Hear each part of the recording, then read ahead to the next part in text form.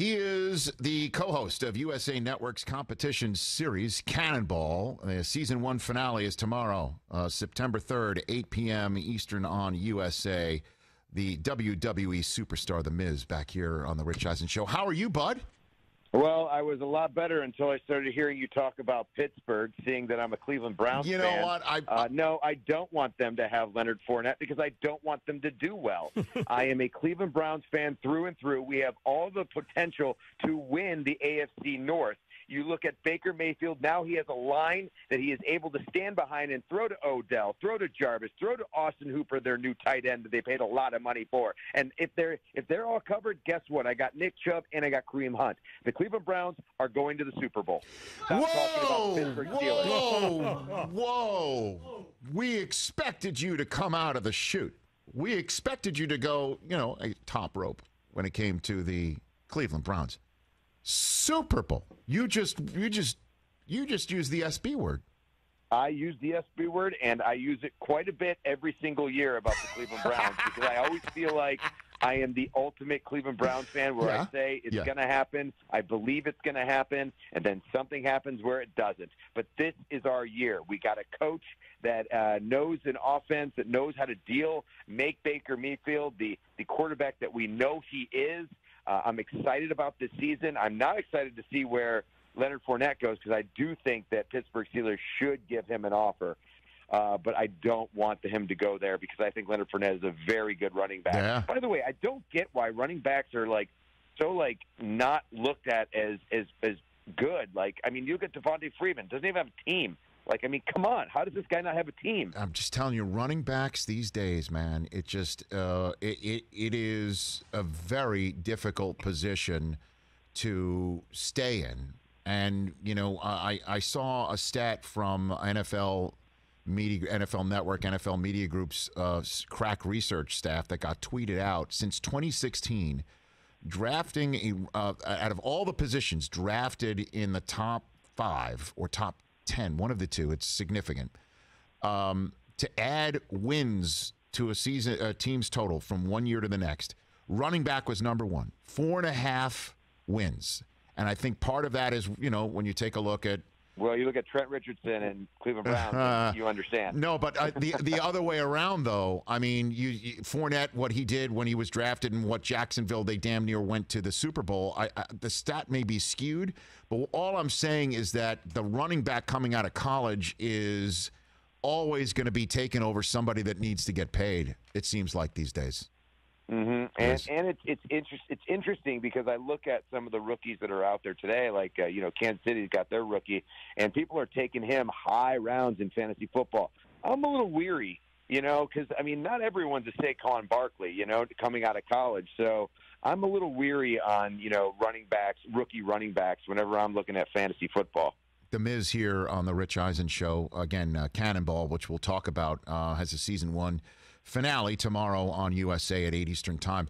Let's talk fantasy. I assume you saw the draft list and draft order for the Alice in Chains Celebrity Fantasy League that this show and you participate in every year with Jerry Cantrell on behalf of charity. I assume you saw that.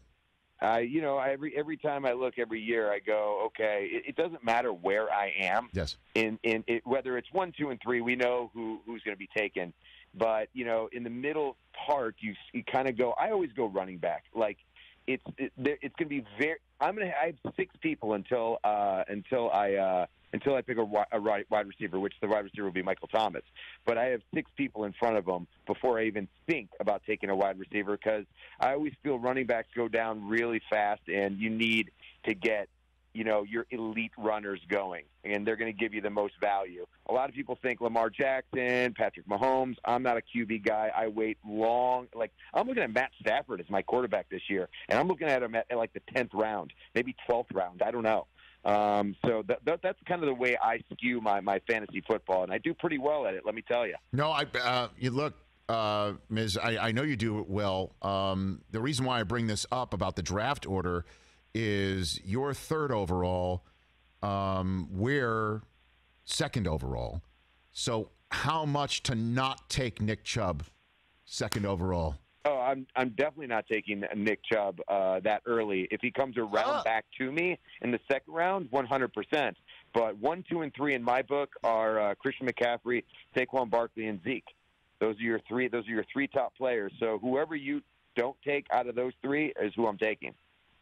No, I look, because you have to understand, like obviously you do.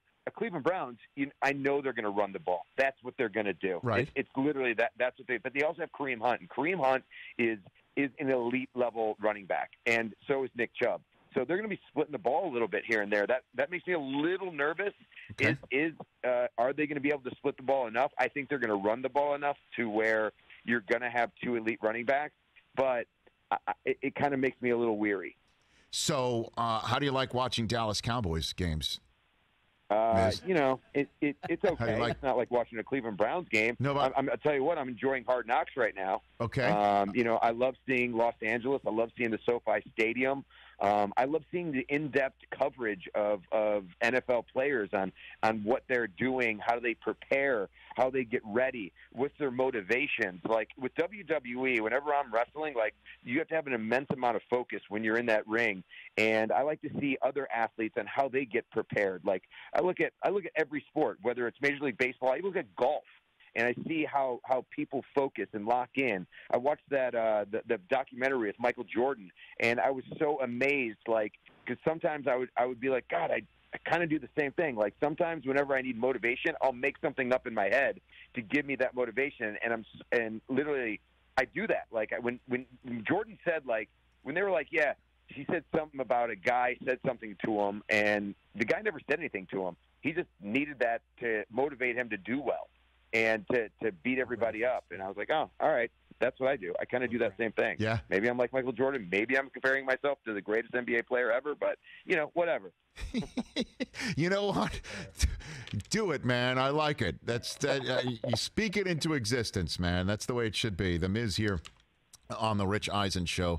Let's talk about Cannonball. How much fun are you having? It sure looks like you're having a blast watching people, just eat it all the time. Yeah, I love it. Like, whenever a network comes to you and says, look, we just want you to be you and have fun. And I was like, wait, what?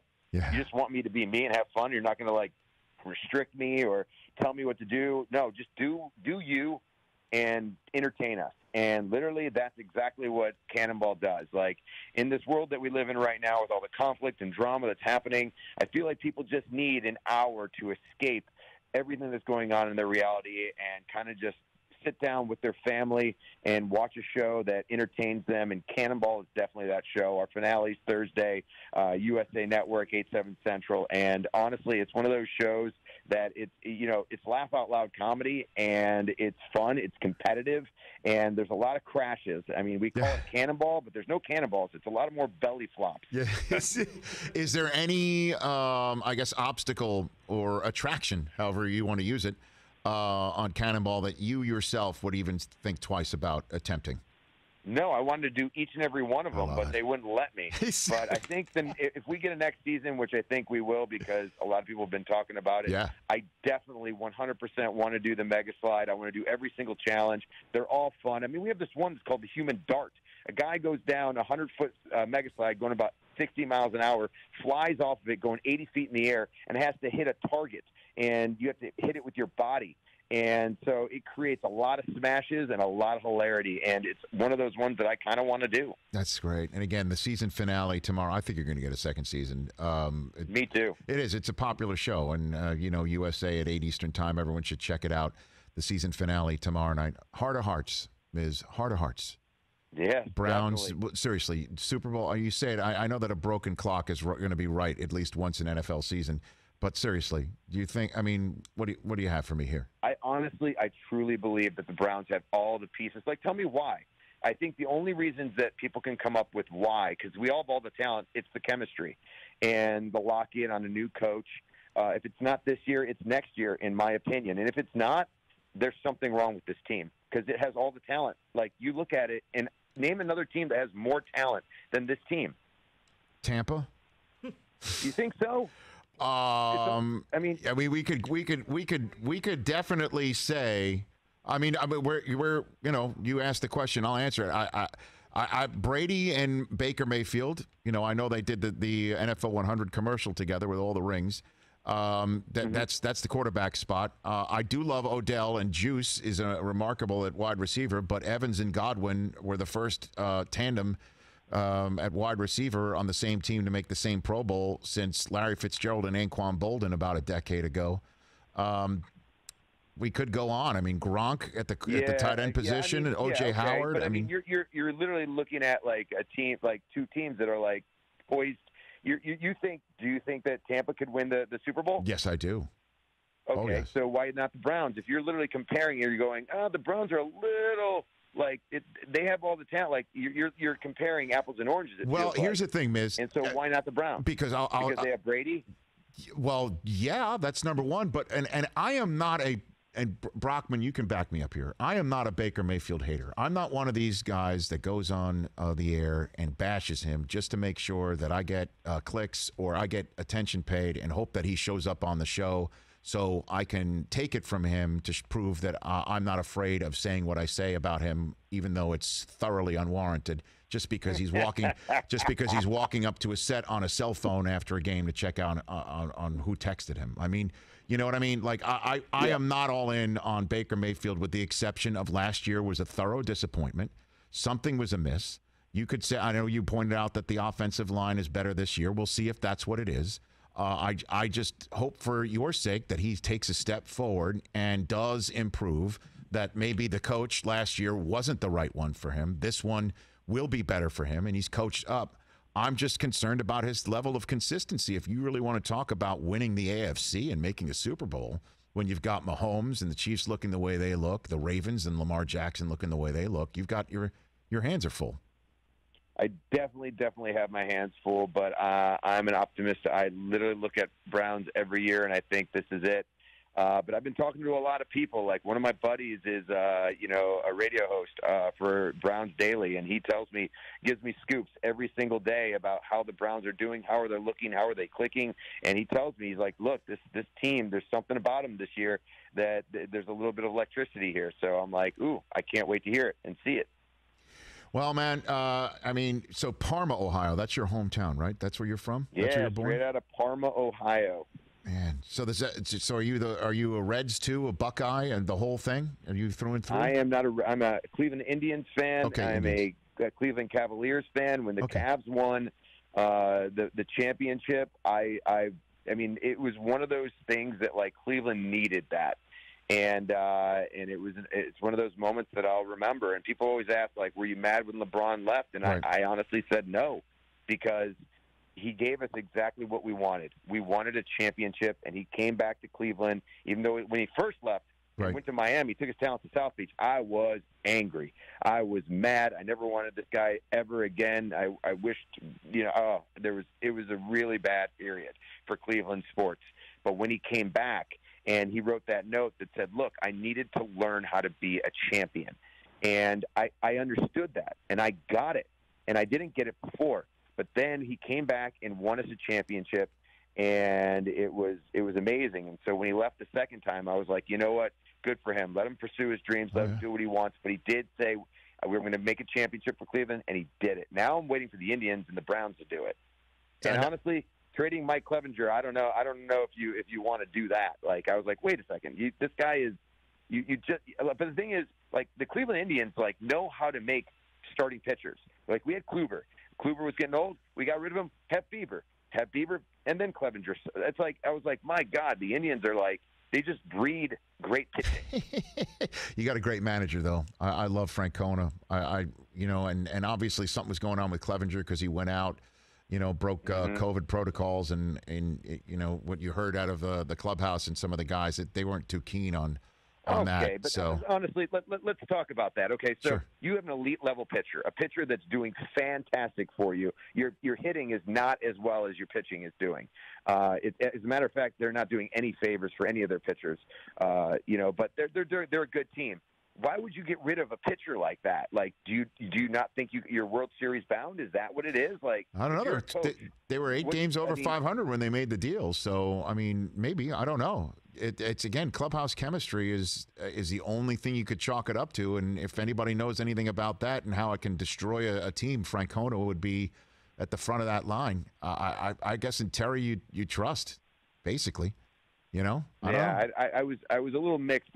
Mixed bag, but they got a bunch of future prospects. They sure did. Which they're very good at making future prospects into elite level players. Man, I love talking sports with you. Hey, Miz, I know you haven't been on in a while, so I want to thank you in front of everybody here for giving Run Rich Run and St. Jude a shout out.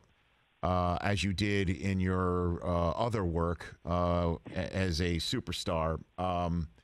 It really meant a lot. You could see how many people hit the link based on you giving a shout out and, you running into the ring. It really was something else. I know Glaze was maybe buzzing in your ear about it, Jay Glazer.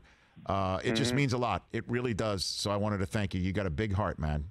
I love what you do each and every, sometimes you watch the combine and you're like, it's repetition. The thing I look forward to is watching you run, man. Thanks. And do that sprint in your suit. And it's entertaining.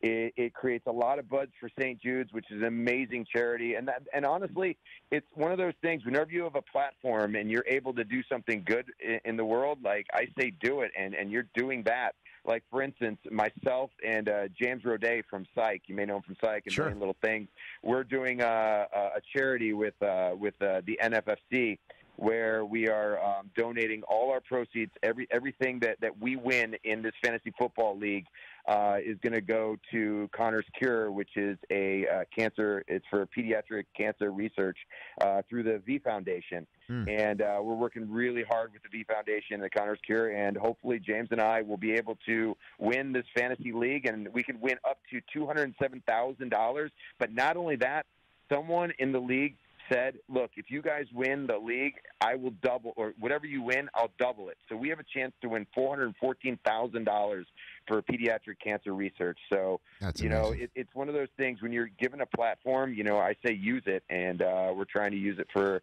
pediatric cancer. Well, good luck to you in that league. In our league, enjoy Zeke Elliott, because that's who you're going to get. I will. I mean, honestly, would you not pick Zeke Elliott, number 3? Yeah, I don't know, man. Nick Chubb could have a big season for those Super Bowl bound Browns. You're a huge Chubb fan, and I'm a Browns fan, and I even. No, I'm just messing with you. Too early. No, I'm messing with you. I'm messing with you. No, Zeke is. I had him last year. He definitely would be I'm just going to go with Saquon. I think we're going with Saquon second overall. That's how we're going. That's it, right? You really have to. Yeah, I think we have. Who's first? And if someone does not pick Christian McCaffrey number 1, I don't know. I need to reach through the phone and smack him, or reach from the Zoom call wherever we're doing it. Yeah, it's Duff McKagan, right? Yeah, Duff has the first pick. Maybe we should talk up Chris Carson for Duff. Hey, man. Well, if I were you, Jerry's going to go for him. That's right. Hey, thanks again for the call. We'll chat down the line. I'd love to have you on throughout the season. Check on your Browns, check on your fantasy, and just check out the great show Cannonball tomorrow night for the season finale on USA, September 3rd, 8 Eastern Time. Thanks for the call, Miz. Thanks, Rich. You're always amazing. Thanks, man. Right Thanks, back guys. at you. Have a great one, all right? Right back at you. At Mike the Miz on Twitter and Thanks again, Instagram. man.